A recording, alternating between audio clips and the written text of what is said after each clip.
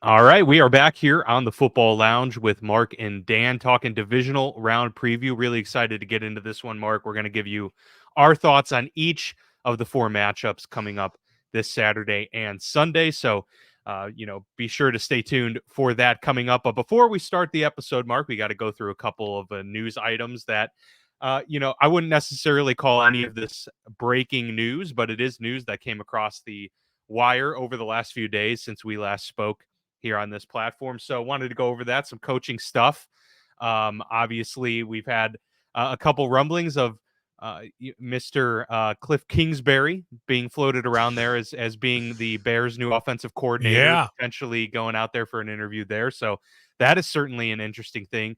Bill O'Brien moving on as offensive coordinator from the New England Patriots to go to Ohio State, and you presented a very interesting fact, so I'll kind of let you throw that out there real quick because it's quite a funny one. I don't know where I saw this, but I saw this on the internet, so it could be fake, but it feels real that Bill O'Brien spent a total of 8 years with Belichick and Saban combined, and he didn't win either a national title or a Super Bowl. Incredible. It's a wild, it's like he's and Bill O'Brien, he had a bad rap this year. I think it didn't go as planned. I think we thought he was going to be able to come in and kind of save the offense because I don't think he's a bad offensive coach, and I think him going back to the college level makes some sense, especially at a place like Ohio State.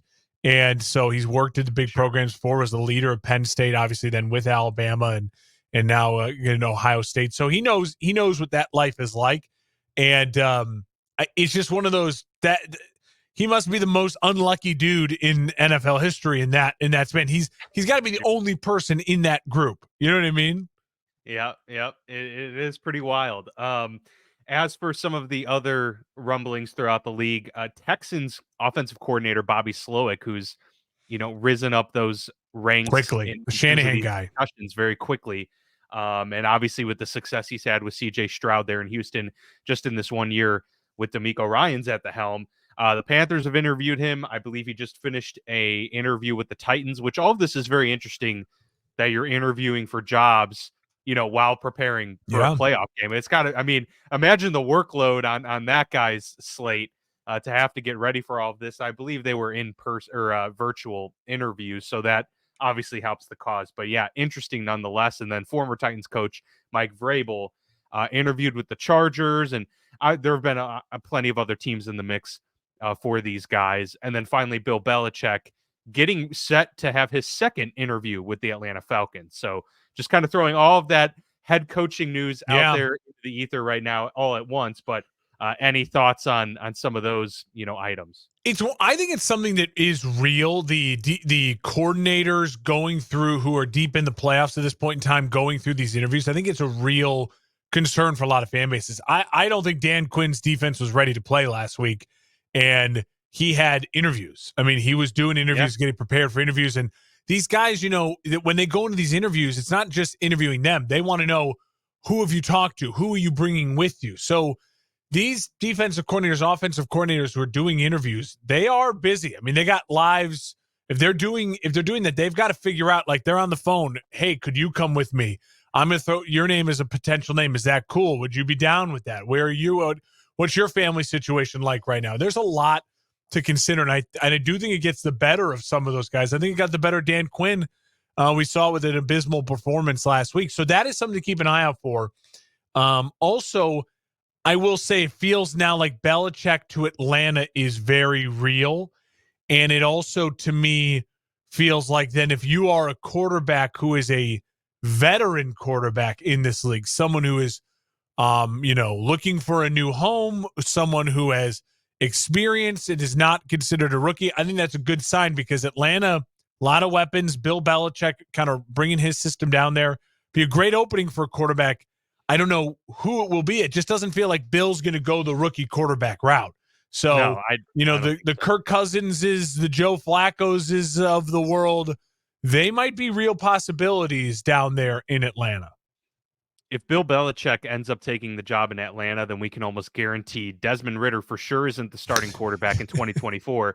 But also, I think Kirk Cousins is at the front of the line to be able to get a job there, unless Bill Belichick puts his foot down and goes and gets his guy, Jimmy Garoppolo or something like that. Yeah, maybe. Which I don't know. is not out of the realm possibility. It would be ill-advised from, I think, both of our perspectives, but we are not head coaches in the NFL, and we're not Bill Belichick. But you did miss one little piece of news to note. I thought you were going to talk about it really quick, so I'm going to grill you on it here. This is okay. We didn't plan this.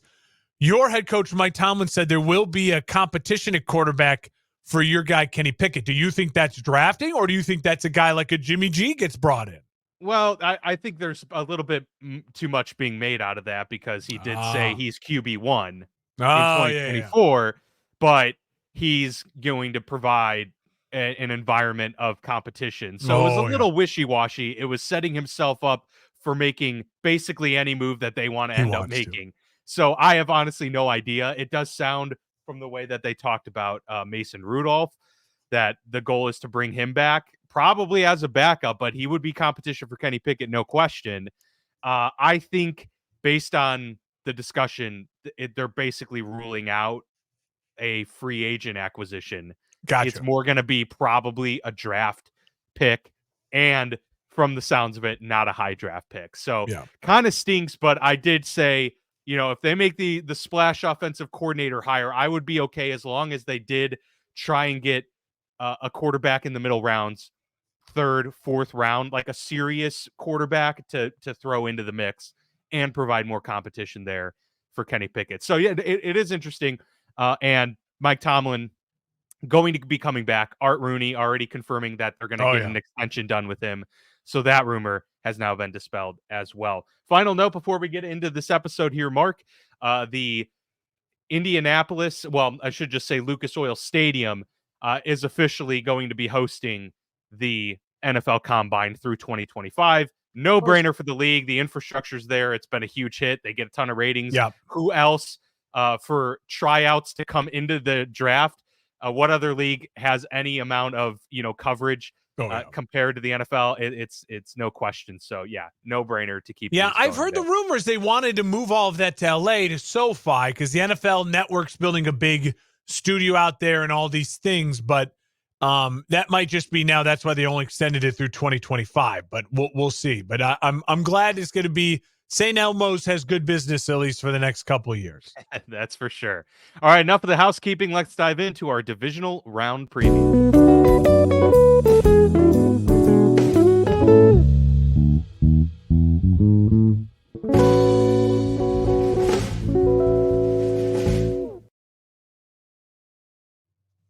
All right, 8 teams remaining in the fight for Super Bowl 58, and we've got divisional round coming up Saturday and Sunday, 2 games on each day. And we'll start things off with the Texans at the Ravens. First game on Saturday, 4:30 Eastern time on ESPN. The Ravens coming in as the favorites. Of course, they are well rested. 3 weeks for a lot of these players because they didn't rest their starters week 18. So they had that. They had the bye week. And then, of course, this week of prep coming into the game. So the Ravens right now, I believe, is a 9.5-point favorite. In this one, but CJ Stroud and company with DeMeco Ryans really shocking the world this season and then winning their first playoff game on top of it. So might not be as massive of an undertaking as we might have thought should we have heard this news maybe early November even, that this would be the divisional round matchup. But nonetheless, I think we're both probably taking the Baltimore Ravens, but I'll let you speak for yourself. I'll start with the line. I'm really wondering what Vegas is seeing that I'm not seeing, to where they're putting the line at the same basically place that it was like Pittsburgh at Buffalo. You know what I mean? Like that's a big number for this late in the season when there's 8 teams left. And I know the chance is going to be pretty cold, maybe a little bit of inclement weather. I know that CJ Stroud has been a little bit different on the road than at home this year, that Texans defense has as well. But after what they did to Cleveland, a team that beat Baltimore and was able to play a physical game with Baltimore this year, I'm just wondering where they're getting that line. What are they seeing that they think it's going to be a more of a blowout than I think it's going to be a closer game? What my guess would be is they're relying on the fact that Baltimore is going to be extremely rested. Now, no Marlon Humphrey, and it looks like no Mark Andrews. Those are two two losses for the Ravens, which, a week ago you thought you'd have both those guys back if you're a Baltimore fan, and now you get neither of them. So that's going to make that certainly to me closes the margin a bit. But Slowick and this Texans offense is a version of what Shanahan runs. He is in the Shanahan tree. We just talked about in the opening. And I think, if you can rely on what this, vaunted Ravens defense has done versus Miami, Mike McDaniel, the Shanahan descendant, and versus the Niners, Shanahan himself, that I think Vegas feels confident that the Ravens defense will know how to handle this Texans offense. Now, I would argue that CJ Stroud is a better talent and better just making things and making plays and making throws than Tua or Brock Purdy. So maybe the difference is it's not necessarily the system, it's the man running the system and CJ Stroud. So I'm very fascinated by this game. I think a lot of it's going to be determined early on. If the Texans come out the way they did against the Browns and the way they did against the Colts the last 2 weeks, where they get out to a big lead, big explosive plays, I could see Baltimore getting really tight really early because Baltimore's got a ton of pressure on it. They're a heavy favorite. It feels like Lamar has to win this game. And so I think that could be a difference maker. That could keep it close, right? If the Ravens the Texans are able to get out to an aggressive lead. But can they do that against this defense? I'm just not sure. In the end, I think this game looks something a lot like the way it started against San Francisco, to where the Ravens are maybe a little sloppy early. They're trying to find their footing, find their way. Maybe the Texans get out to a 10-point lead, 10-0, end of the first, midway through the first. But in the end, I think you're going to see Lamar Jackson's feet start to take over this game in the bad weather. I think you're going to see Odell Beckham Jr. have a big game out of the slot. I think you're going to see this Baltimore Ravens defense be able to gang tackle like no one else in the NFL can gang tackle. And in the end, it's one really impressive young quarterback versus a really good team, a really, really good team. So having said all that, I do see a path for the Texans to keep this close. And if they keep it close, CJ Stroud is a magician. I think he could make plays and they could find a way to win the game. But I'm gonna trust my gut and say there's a reason why Baltimore didn't play last week. They're the best team in football. They are in this 1 seed. I have a feeling Baltimore will end up taking care of business 27-20. I think the Texans cover maybe late. And it's the 9.5 is really what's just throwing me for a loop. I feel like I'm missing something giant as I'm analyzing this game, but I'm going to go with the Texans cover, but the Ravens win and end up winning, feeling comfortable in a victory. Yeah, I could see them controlling the game for 3.5 quarters and the Texans seemingly get close and back in it in the late fourth quarter, but it's too little too late. And Baltimore ends up winning the game. I do think the defense is the biggest part of all of this, Baltimore's defense, because if Baltimore's defense was on the same level as Houston's, that line may be 2.5. Yeah. It's just Baltimore's got such a dominant group. Not having Marlon Humphrey does hurt for sure, but they've just got so many dudes on that defense. It's going to make it tough. I mean, if the Texans win this game, I don't see it being because their offense just lit up the Ravens defense. I see it more as like they've kept it close and it's a 20-17 kind of just brawl for, 60 minutes. And so it will certainly be interesting. I think CJ Stroud is going to have a lot thrown at him. And, as well as he's protected the football for much of this year, he may be put in a situation where he's playing a little bit too conservative because he's afraid to throw the, bad interception, or maybe he just ends up being a little bit too reckless. I could see either one being the case, but just not finding that sweet spot because Baltimore's defense just forces you into these almost no-win situations. And to your point, they gang tackle like crazy. You're not going to get Nico Collins breaking loose for 75 yards and getting a lot of yak out of this team. So that will be the difference maker in my view. But I do think Lamar might have some struggles early on because that defensive front that DeMeco Ryans has cultivated, they're really good. They're really Yeah. good in Houston, and they can create a lot of pressure for sure. So You we know, both have Baltimore winning this game at home and advancing. I think my final point on it will be we're going to go through the next 3 games here, and in every single game during the regular season, and every game of football, there's always more pressure on one team than the other. If you really get down to it, what the media puts on them, what the kind of self-imposed put on them, the favorites versus the underdogs, there's always slightly more pressure. So in every game we're going to talk about, there's more pressure on one team than the other. But this feels like, if you're telling me there is a like, this team can't lose, like they've got to find a way to win, like the pressure is on. To me, it's Baltimore this weekend. Like Lamar, that contract, the MVP, the down year for all the rest of the AFC, the narrative will start really feeling like Lamar is just, Russell Westbrook, where he's electric in the regular season, but the postseason he's a bad player. I mean, That's the biggest factor in my view, is Lamar needs to get yeah. the monkey off the back. This Well, has he been won one playoff game, and again, right. if you make it to an AFC title game, then it's a coin flip. I'm not going to hate on a guy for losing an AFC title game, right? Sure. Those are hard to win, but not getting to an AFC title game the 2 years you won an MVP when you had the 1 seeds, that is disastrous for a guy's legacy. And Dan, I will put it to you: we talk so much about how Mahomes is already a Hall of Famer, right? 2 Super Bowls, 2 Super Bowl MVPs, 2 MVPs. Lamar has a chance to be 2 MVPs, a Super Bowl MVP. In a month from The now, we gap could be won't talking be as big, right? Yeah. We could be talking about, like, Lamar Jackson's a Hall of Famer. Like, he's got a Hall of Fame resume. Like the way we talk about Mahomes, now 2 is a lot more than 1. Well, a lot of guys have 1. Russ had 1, and then his career is now tailed off when no one thinks Russ is really a Hall of Famer anymore. So it's not like Lamar's got a lot more work to do, but he now elevates such a step ahead of Josh Allen, Joe Burrow, all those other guys. If he can get this done, and that's that pressure we're talking about. He puts himself in that conversation. I think that an equal amount of pressure is on Josh Allen and the Bills, honestly, because I know one can say that the team they had this year, wasn't even supposed to be here, and so therefore they're playing with house money. But the Bills have needed to get over the hump for so long that true, even and they are at home, despite the down year that they've had, they're at home, second straight week.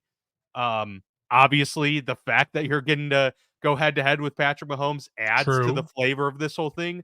But it's more about the same thing that you were saying about Lamar, a down year for the AFC. Yeah, Josh, if you're going to tackle this moment, the Dolphins you had to get kind of lucky, and granted, you did take the division from Miami, but like Miami's not necessarily going anywhere either. You had to take advantage of a year with no Aaron Rodgers in division, Miami struggling down the stretch, AFC down bad.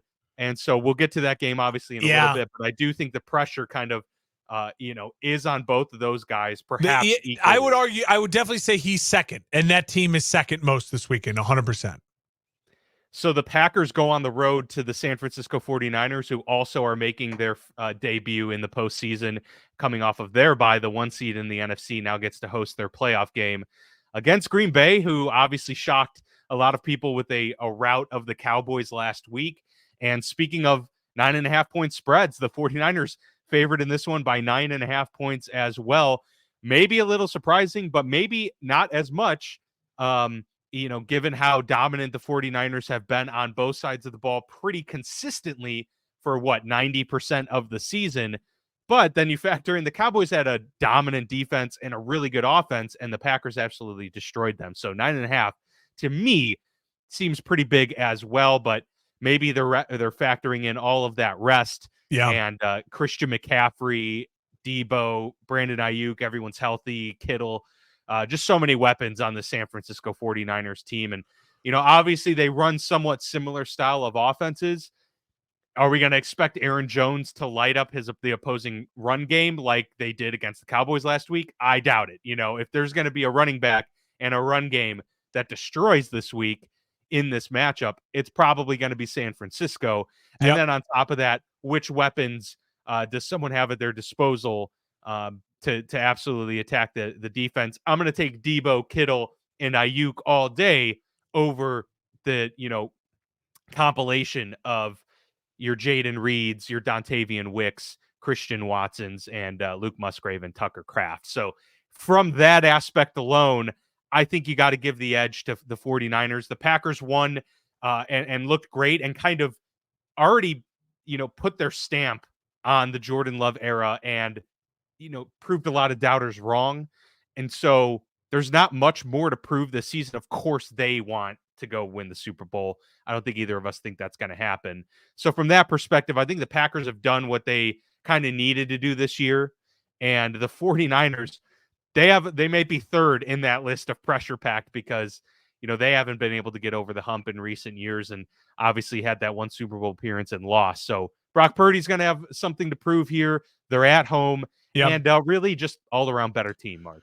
So I think the 9.5 here makes sense. Like, I get why the line is set at 9.5 here. This one makes some more sense. Shanahan is 2-0 versus LaFleur in the playoffs, including the NFC Championship game in Green Bay, and then the game in the snow and the cold against Green Bay, where Aaron Rodgers' final playoff game as a Packer, they scored 7 points. It was ugly, and San Francisco shouldn't have won that game, and then they went on to lose to the Rams in the NFC title game.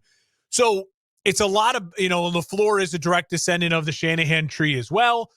LaFleur, it's a lot of, the master and teacher type of thing. He just has not been able to get over Kyle Shanahan at all. McVay and Shanahan feel like it's a little bit more of the sparring, especially because McVay did beat him in that NFC Championship game to get to the Super Bowl and win a Super Bowl. Versus the fact that even though Shanahan's record is better than against McVay than his, McVay did steal one at the end of the year this year. That's helps his resume a bit.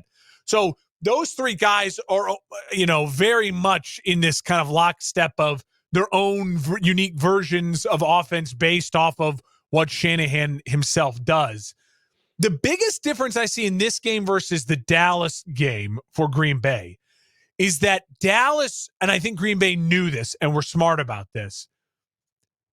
Green Bay knew that Dallas couldn't run the football. Dallas hasn't been able to run the football all year long. I mean, Tony Pollard, what a disappointing year. Exactly, yeah. And San Francisco can run the dick out of football. Like they will beat you. They will. I just made it one. They will beat you into the ground with running the football. Like, you know what I mean? Like that's what they do. Now, if Kyle Shanahan and this offense can commit to running the football, they'll be fine. Like the Niners should be fine. Will they cover the 9.5? I don't know. But the 9.5, I get why they're going in with a 9.5 point favorite. There is pressure on San Francisco more so than Green Bay. Green Bay is totally playing with house money. But eventually that defense, I think of that defensive line, they get Eric Armstrong back this weekend. Like they're getting healthy. They're on a mission. I think San Francisco knows that the Super Bowl was stolen from them last year a little bit because of Purdy's freak elbow injury. So I think they're very much locked in. And I don't worry about them crumbling in a way like Lamar, in the sense that Lamar's got a narrative going right now. There's no narrative with the Niners and blowing and floundering in, big playoff games, right? Or not advancing. Shanahan's it's just more so that Shanahan hasn't won the Super Bowl with them. He hasn't won the big one, and he gave up the 28-3. Like, there's some of that, right, for sure. But it doesn't seem as pressure packed. To me, the key matchup will be Green Bay's offensive line was able to handle Micah Parsons last week, but can they handle Parsons, Armstead, Chase Young? I mean, sorry, not Parsons. Bosa, Armstead, Chase Young. If Jordan Love finds a way to win this game and he plays well, I might have to stop watching football. Like that, I don't know what to do then. Like I'm dead. Like I'm dead. I'm a dead man. Like I'm a dead man. So I'm very much fascinated by this game. I think we should just trust our guts with the 1 seeds. Remember, you want to pick upsets, right? You feel like, I got to find the upset. But these two teams, San Francisco and Baltimore, the 1 seeds for a reason.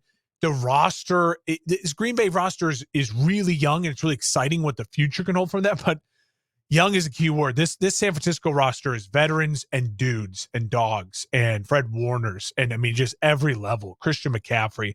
I think it's a big day for McCaffrey, big day for Purdy. Purdy tries to shine bright in the lights and really, you know, make it known that, hey, he could be a playoff caliber quarterback and really put up numbers in the playoffs. I think Shanahan will be ready to go versus LaFleur. He'll know how to get his defense ready for LaFleur, unlike Dallas last week, which is they were just such a disappointment.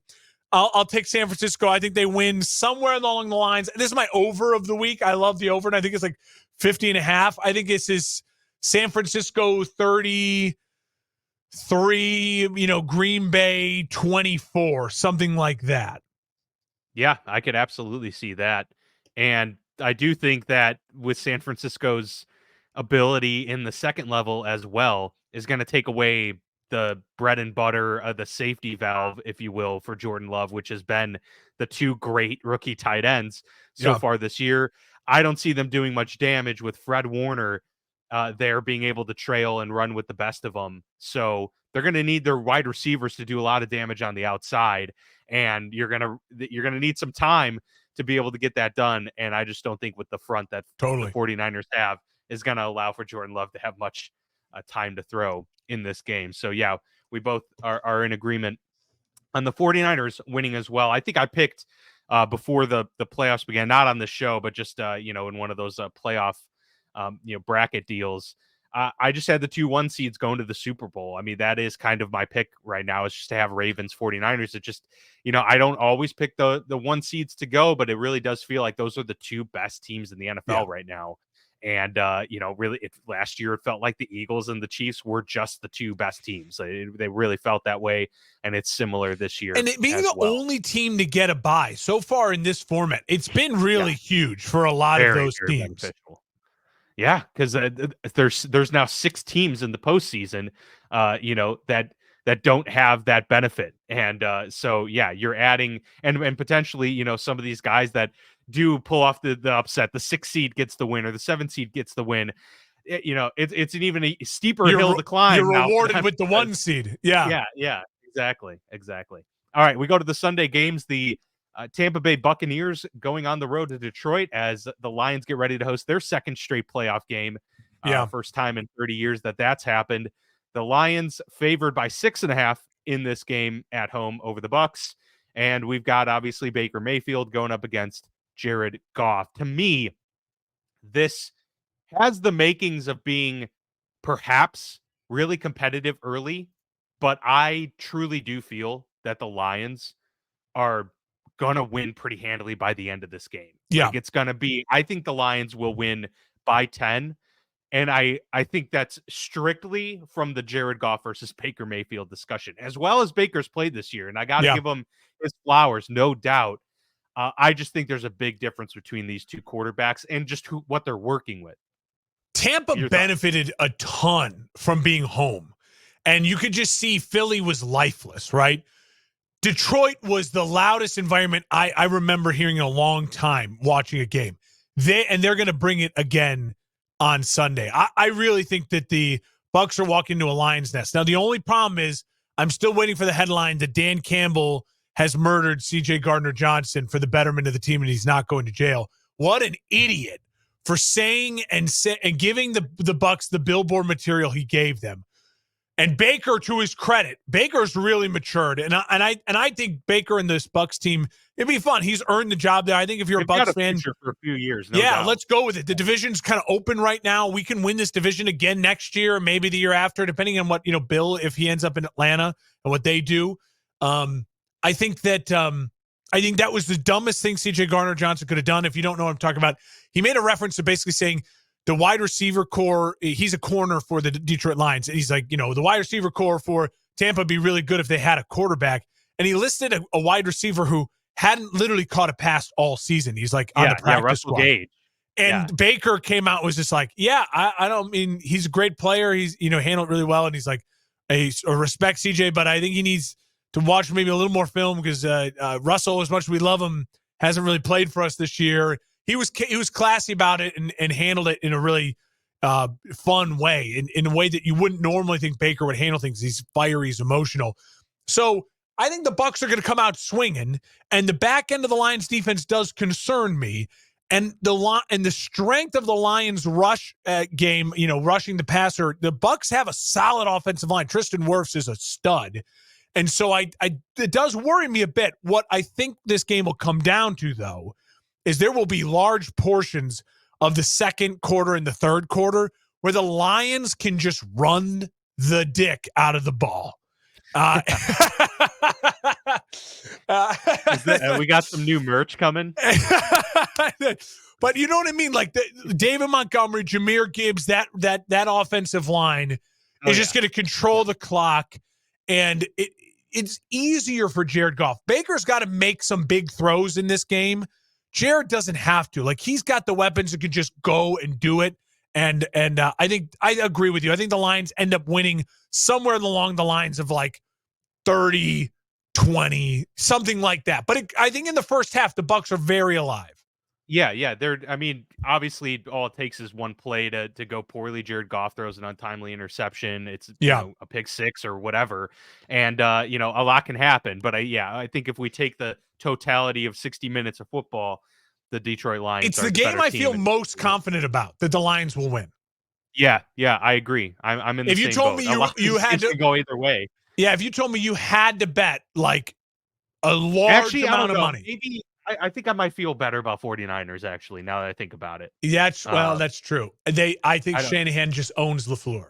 It's a toss-up, but that's close. Like, I feel very confident the Lions will win. I will be surprised. I will legitimately be surprised if the Bucs are in the NFC Championship game. Yes. You and I both. All right, well, we'll get ready for the biggest game perhaps of the weekend, the one that obviously has had probably the most storylines surrounding it.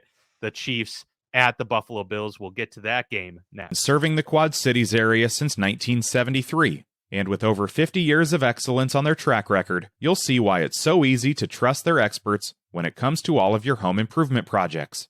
This family-owned business has you covered on all your needs. Protect your home or building from the elements today and get great roof repair services. Need new windows? No problem.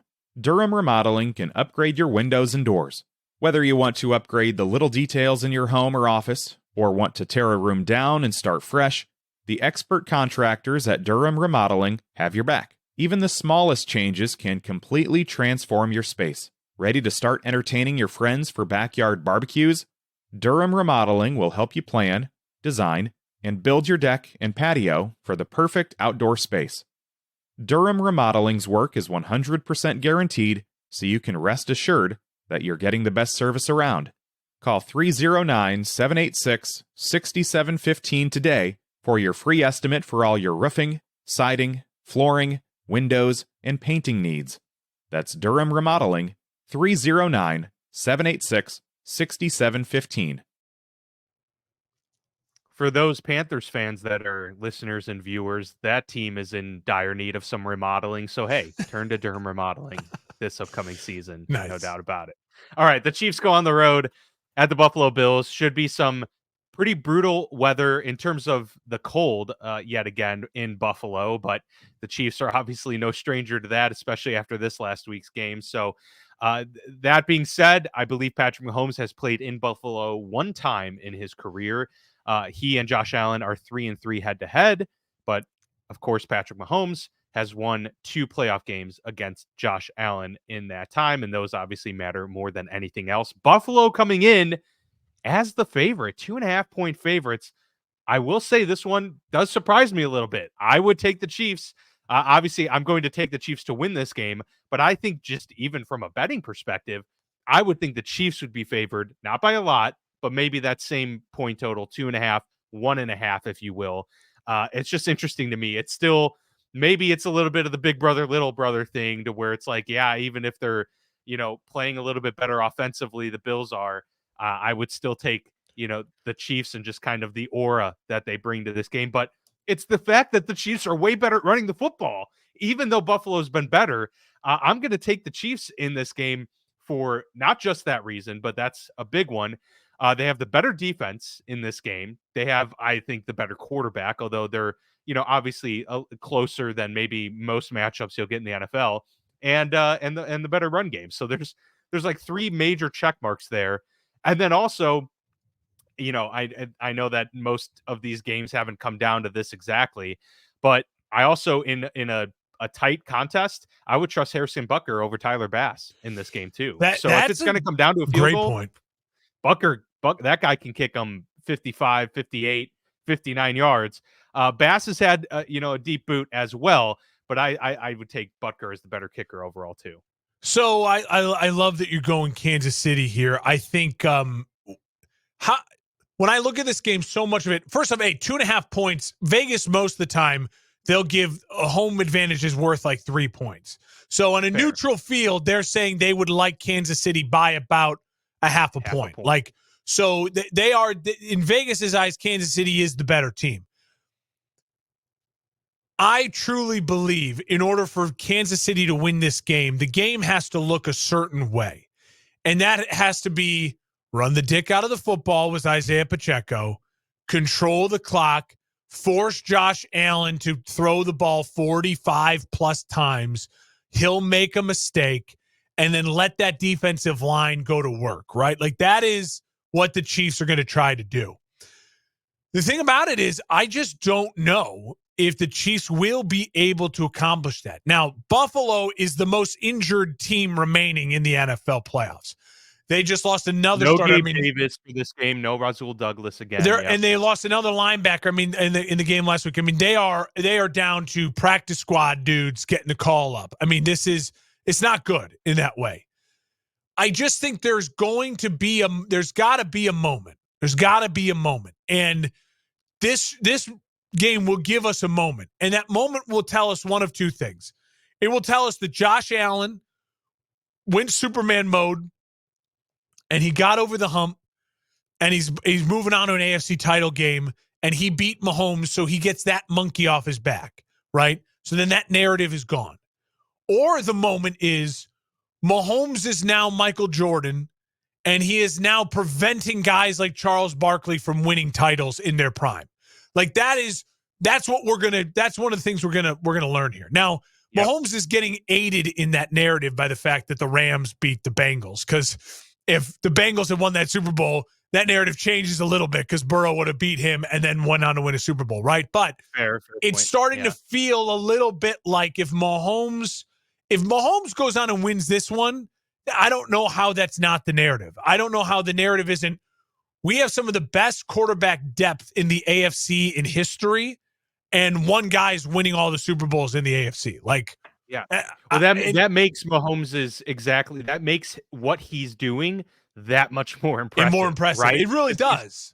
Now, he's in the conference with the best talent at the quarterback position. It's hard because people say, well, Brady certainly did prevent some guys from winning more, but sure. Peyton won 2, Big Ben won 2 during that. Breeze won 1. Like, I guess in the AFC, who else? Like, Rivers didn't win any. Flacco got 1. But Brady's also hard. It was pretty much Brady, Ben, and Peyton for all those years. It's really hard because Brady's career is so long. It's like eventually, other guys are going to win some, right? It is a little different. I mean, he still won half of his career. So. Yeah. So, but I will say this. I'm going to take the Buffalo Bills. And I think it comes down to this for me. I think this is a Bills offense that is really working in despite of Josh Allen. It's the first time I've seen that while Josh Allen's the quarterback, where it can work. Now, granted, I think Kansas City's better at running the football, and Kansas City has the better defense. But this game is in Buffalo. It is Kansas City's fine with the weather, but I do think this Buffalo Bills fans will be the drunkest, loudest, most insane crowd. I think they're going to be a factor in this game. And I think Josh Allen, it's a put up or shut up moment. And I think that this kid is special. I think this kid has got, it really is something unique. And I don't know if he goes on to win a Super Bowl this year, but I think this could be a defining moment in his career. I'm going to lean on that. I'm going to lean on the fact that that this is the down year for the Chiefs offensively. In my opinion, the Chiefs have got to find a way to score 27 points on the road here. You know what I mean? Like, I can find a way Buffalo scores 24, right? So can I find a way that Kansas City scores 27? Yes, Buffalo's defense is not great, but their offense, man, drop balls from Kelsey last week, a lot of field goals in the red zone. You know what I mean? Like, they relied on Butker during that game.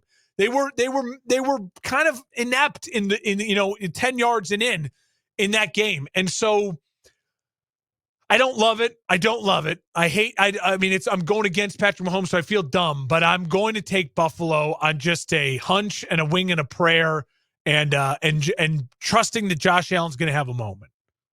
That would be certainly huge, but hey, it wouldn't be a great preview episode here on the Football Lounge if we were in complete lockstep. So at least we have one pivot. I hate that I'm going against Mahomes. I feel so dumb. I feel so dumb. Feel good.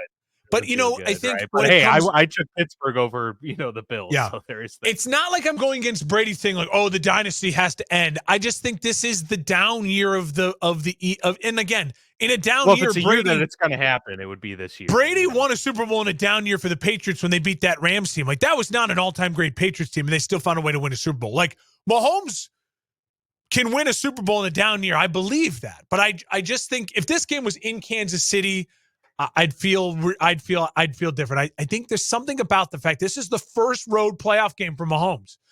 And I do think it's fun if we get this narrative that the dude who's already probably the second or third greatest quarterback of all time starts his playoff road career 0-1. I think that'd be a fun storyline for us as fans. You know what I mean? And people talk about like, oh, well, Mahomes can't win on the road in the playoffs, right? Like I guess you could consider the Super Bowl in Tampa neutral site against games. Tampa. But that was in Tampa against Tampa. Exactly right. But they didn't have their normal home fan, base there. So I think my final point on it would be strategically what I'm going with in my gut is beyond my gut and just believing in Josh Allen. For me, I think it comes down to, can Kansas City score 27 points? I don't think they can with this offense as much as it's struggled consistently through the year. And I do think that Buffalo, because they can run the ball even slightly, they have not been able to run the ball the last 3 years, but now they can at least kind of run the ball. If that extends 1 or 2 drives, that's maybe all it takes. You look at that game, 13 seconds in Kansas City. If all Buffalo need to do was extend 1 or 2 other drives in that game with a run game, and they could have won that game. So I think it's going to be an all-timer. I think it's going to be really close. I think it's going to be 27-24 Bills. An amazing, amazing football game, and I can't wait for it. Yeah, I just take the reverse on that, but I do think it's going to be super close. And yeah, if I was a betting man in this situation, I would probably just stray away from this game because it can really go either just way. Enjoy it. I think we both agree it is going to be a really tight contest throughout, and a really good one. Certainly a great lineup of games this week, ending with perhaps the best of all of them. So there you have it. That is our look at the games. We've got the Ravens, we've got the 49ers, we've got the Lions, and then we're split on Bills and Chiefs going into championship weekend next week. So that'll do it for our divisional round preview. We'll be back for the recap, and then, of course, we'll have our championship game preview coming up next week as well. See you then.